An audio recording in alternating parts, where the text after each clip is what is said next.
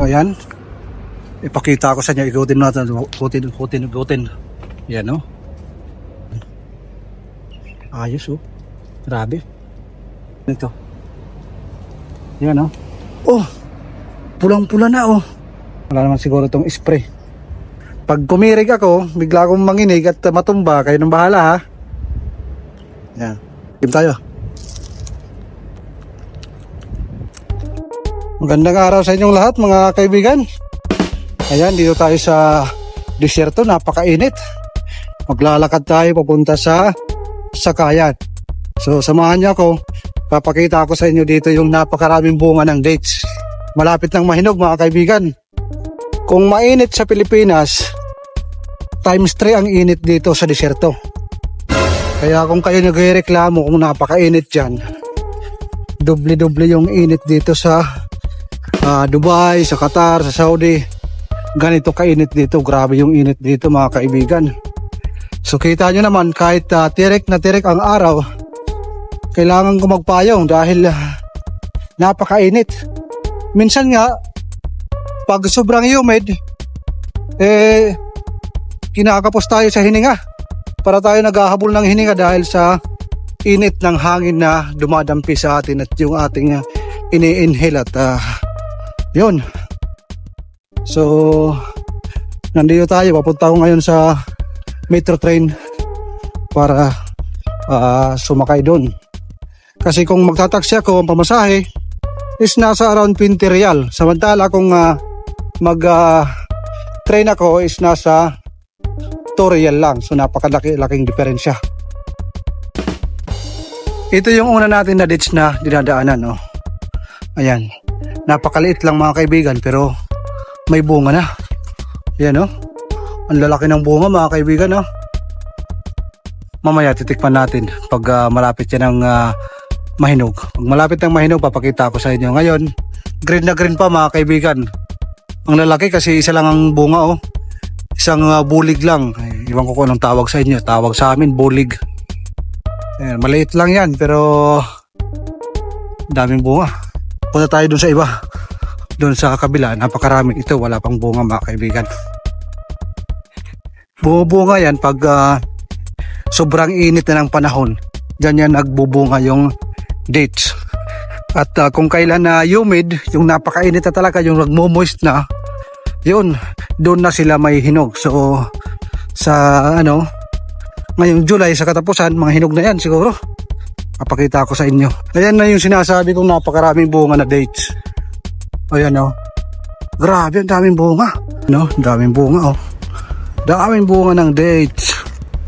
Yan, grabe, mga hinog na o. Yan. Dami, sobrang dami ng bunga. Tambay muna tayo dito. Kasi medyo yung panahon dito. Medyo tawag doon, hindi mainit dito. So ayan yung mga bunga ng dates, malapit ng mahinog. Ayan o, napakababa lang mga kaibigan o. Ayan, parang malapit ng mahinog ah. Tikman nga natin kung anong lasa nito yung hindi pa masyadong hinog. Ayan, pitas tayo ng isa, hindi naman tayo siguro papagalitan ito. Ayan o, pitas tayo ng isa. Oh, pulang-pula na oh.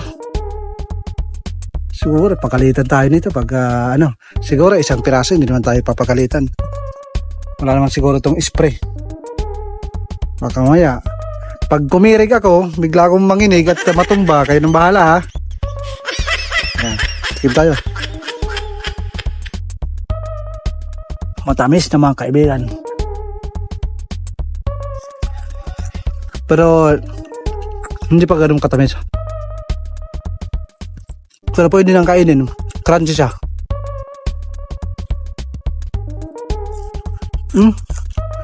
Panalo. Masarap. Pero pag nahinog ito mga kaibigan, sobrang tamis nito. Grabe. Kaya panalo ito. Para dito kasukal mga kaibigan pag nahinog na. So sunod, pag hinog na ipapakita ko sa inyo, papasilip ko sa inyo. Kukuha tayo dito. Hindi naman ito nagagalit dito pag pakunti-kunti lang, yung isang piraso, dalawang piraso. Huwag ka lang kukuha ng napakarami kasi magagalit talaga yan. Kasi tingnan nyo naman, tinalian yan. Napakaraming bunga. Doon pa mga kaibigan, oh. Ito, grabe. Grabe yung bunga, oh. Dami. Lapit ng mahinog. No? Sinadya ko talagang umaga kong pumasok ngayon dahil gusto kong mag-video ipakita sa inyo yung puno ng dates. Ito yung mga buwan na malapit ng mahinog. Kasi pagdating ng taglamig, mawawalan na yung kanilang mga bunga nito. Babalik na sa mga puro dahon na lang. Pag simula ng tag-init, mamulaklak at pag painit ng painit, doon na sila may hinog. Ayan. Yun yung gamit ko mga kaibigan. Tumampay muna ako dito dahil napakainit. Mahangin dito, maganda. At mayroon yan na grape po mga kaibigan. No? Mayroon yan sariling tubig. Every afternoon yan, every morning, nilalagyan yan ng tubig. Yan. May irrigation yan, bawat puno. Kaya nabubuhay yan. Yung iba wala naman irrigation pero nabubuhay. Matibay talaga yung dito sa init. So ako muna iaalis. So ayan. Ipakita ko sa inyo. Igutin natin. Igutin. Yan no. Lapit ang mahinog mga kaibigan. Susunod. Kukuha tayo. Unang dahil magpapakita. Paisa-isa lang para hindi tayo pagalitan. Ayos oh. Grabe. Wala muna tayo magpitas kasi para mahinog ng maayos. So paano? Kung muna iaalis at pupunta ko dun sa sakayan ko ng train.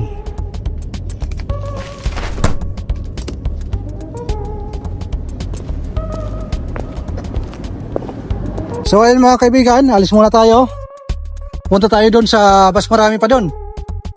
Marami pang dates na ating makikita. Pero dito mga anong tawag dito, yung bulaklak na blue.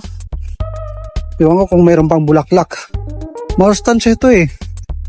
Yung ewan ko, kayo na lang mag-comment na lang kayo kung alam nyo ang pangalan ng halaman na ito.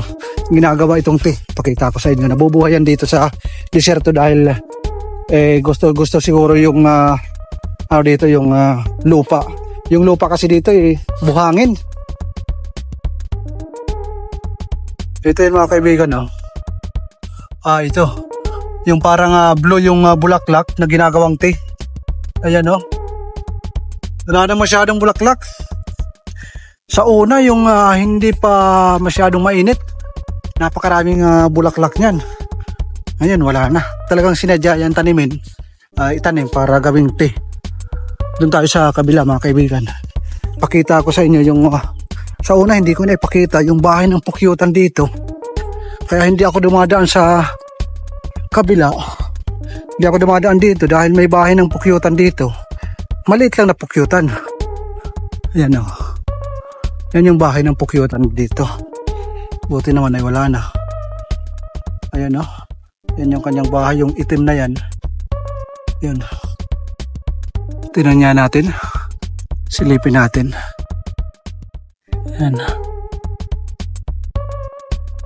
Yan. Wala nang dry na. Ito, dalawang bahay ito mga kaibigan. Ito. Wala nang pulot. Yan yung itim na ito. Walang naiwan na pulot.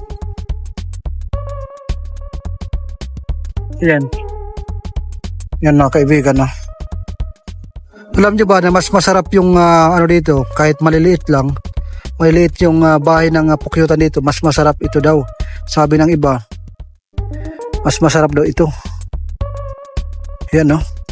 Maliliit yung bahay nila, hindi katulad yung nasa Pilipinas sa atin na ang lalaki ng butas ng bahay. Wala na. Meron tayong mga nakikita dito pero bawal naman sigurong kunin kasi nakikita ko palagi nandoon sa malapit sa mga may bahay, baka mga gat. Ito pa, tatlo pala ito mga kaibigan, no? Dito yung dati, palipat-lipat sila. Dito hanggang doon. Alis muna tayo. Punta tayo sa iba. At dito naman, meron tayong makikita na malaking puno ng eucalyptus. Yan. Magandang gawing pang ano yan. Pang dahon ng mga bridal bouquet. Eucalyptus po yan. Yung pahaba na eucalyptus. Marami kasing variety ng eucalyptus. Pero yung kadalasan namin ginagamit sa kadalasan natin ginagamit sa bulaklak, yung bilog. Ito yung sinasabi ko na malalaking puno. Pag malalaking puno, napakarami na ng bunga. Ayan naman, hindi na natin maabot yan kasi mayroong bako na nakaharang. Mula dito sa gilid hanggang doon sa dulo, dates yan. O sunod na buwan sa katapusan, i-harvest na yan. No? Dami, no?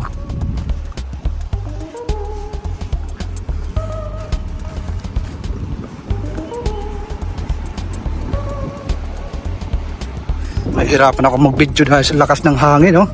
Ang init ng hangin. Yan, oh, dami ng bunga. Grabe. Ayan. Talagang hinog na talaga. Pulang-pula na. Pero hindi pa sakto yung pagkakahinog. Medyo matigas pa yan.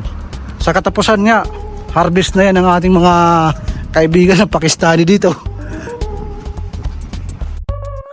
Ito na yung iba naman, oh. Grabe, lakas ng hangin eh. Pinipigilan ko yung payong. Dito naman, nilagyan nila ng net. Kasi ditong banda, maraming tao dito.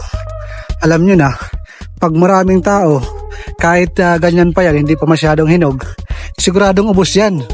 Ang dami kasing nakatambay dito na mga ibang lahi. Halos araw-araw yan. Yan o, nilagyan ng net. Walang matitira yan pag hindi yan lagyan ng net.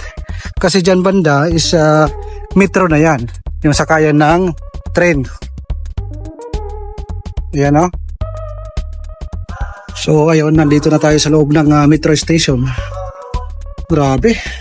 Hirapan ako sa pagbibidyo dahil meron akong payong, meron pa akong bit-bit na lunch bag. Yan, mabigat to.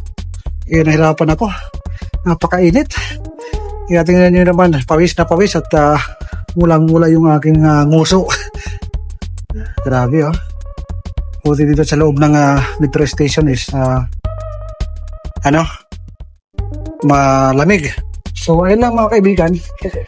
Magandang araw sa inyong lahat at sinasabi ko sa inyo, ang iyong pag-subscribe ay napakalaking tulong sa akin. Magandang araw at sa ating mga kababayan, God bless. Mag-ipon tayo hanggang para makauwi tayo sa Pilipinas na mayroong pang-negosyo. Yan lang. Mabuhay po kayong mahal. God bless.